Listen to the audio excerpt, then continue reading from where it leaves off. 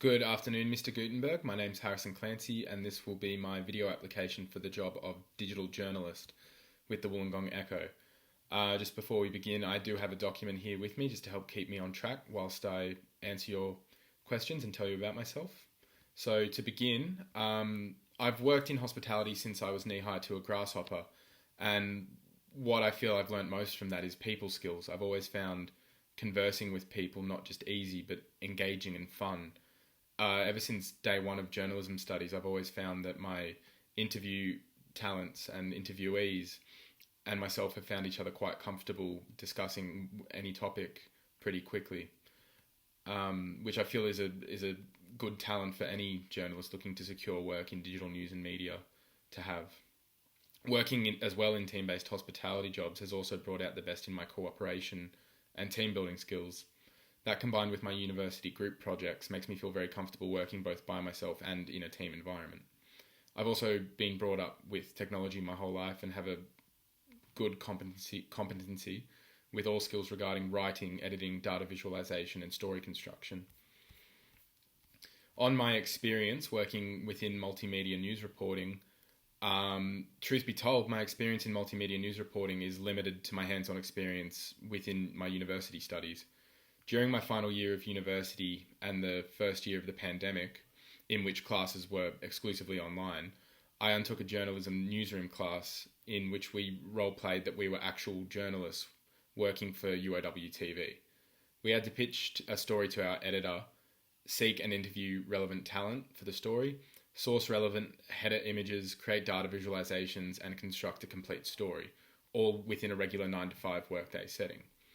Seeing as this class was undertaken during the initial lockdown stage of COVID-19 and the pandemic, the meetings were exclusively done over Zoom video conferencing, and all the elements of story construction were crafted and published digitally.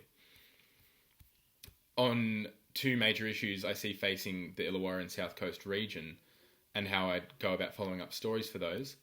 The first issue I would point out is Wollongong's crime rate statistics are considerably higher than that of the remainder of other LGAs within New South Wales.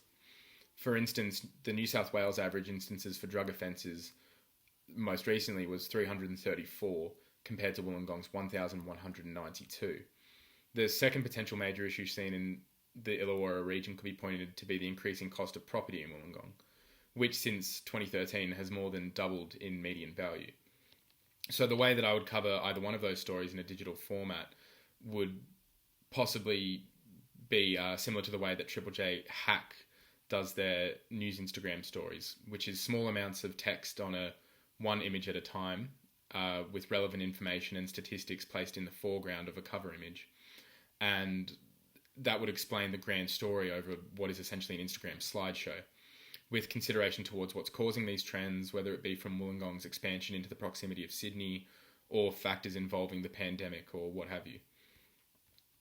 So an example of where I've faced and overcome an adversity in either a workplace or study environment the first thing that would come to mind involves the newsroom class I mentioned previously. My group and I were tasked with presenting a live online news-based radio presentation, and I put my hand up to be the task of presenter.